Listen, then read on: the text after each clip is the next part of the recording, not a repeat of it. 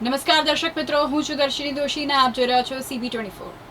આવતીકાલે 2 એપ્રિલે ગુરુવારે હનુમાન જન્મોત્સવ ઉજવાશે। ભગવાન હનુમાનના અવતરણ દિવસ તરીકે આ પાવન તહેવારની શહેરભરમાં ઉજવણીની તૈયારીઓ શરૂ થઈ રહી છે। આવતીકાલે 2 એપ્રિલે ગુરુવારે હનુમાન જન્મોત્સવ ઉજવાશે। ભગવાન હનુમાનના અવતરણ દિવસ તરીકે આ પાવન તહેવારની શહેરભરમાં ઉજવણીની તૈયારીઓ થઈ રહી છે। આવતીકાલે 2 એપ્રિલે ગુરુવારે હનુમાન જન્મોત્સવ ઉજવાશે। ભગવાન હનુમાનના અવતરણ દિવસ તરીકે આ પાવન તહેવારની શહેરભરમાં ઉજવણીની તૈયારીઓ થઈ રહી છે। ત્યારે બજરંગબલીની જયંતિના એક દિવસ પહેલાં જ અમદાવાદમાં નગરયાત્રાનું આયોજન કરવામાં આવ્યું છે। શહેરમાં કેમ્પ હનુમાનજી મંદિરેથી નગરયાત્રા નીકળી હતી। મુખ્યમંત્રી ભૂપેન્દ્ર પટેલે આ યાત્રાનો પ્રારંભ કરાવ્યો હતો। અમદાવાદના કેમ્પ હનુમાન મંદિરેથી આજે હનુમાન જયંતિના એક દિવસ પહેલાં નગરયાત્રા નીકળી હતી।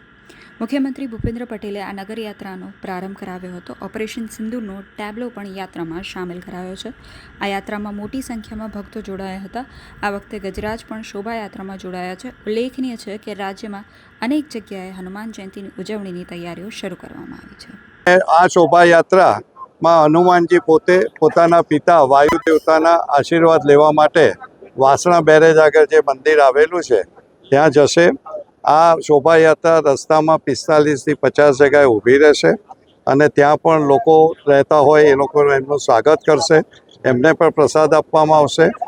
આ એક પરંપરા છે અને તેઓ વાયુ દેવતાની પોતાના પિતાની પરવાનગી લેશે કે આવતીકાલે હનુમાનજીનો જે જન્મદિવસ છે એની ઉજવણી કરવા માટેની એ પરવાનગી માગશે અને સાંજે 5 વાગે આ જ રીતે આ શોભાયાત્રા પાછી આવશે। આ વર્ષે આ શોભાયાત્રામાં અમે ઓપરેશન સિંદૂરનો પણ એક ટેબ્લો બનાવ્યો છે, જેનું આકર્ષણ મારા હિસાબે દરેક લોકોને ગમશે। રસ્તામાં જેટલા લોકો આવશે એ પણ જોશે અને આપણા જે જવાનોએ જે ઓપરેશન સિંદૂરમાં સફળતા મેળવી એનું એક યાદ પણ તાજી થશે। આ એક અમારો આને માટેનો એક વિચાર હતો અને આજે વિચારમૃત થયો છે। હમણાં જ ભૂપેન્દ્રભાઈ પટેલ સાહેબે આ શોભાયાત્રાને પોતે લીલી ઝંડી આપી અને યાત્રાની શરૂઆત કરાવી ચૂક્યા છે।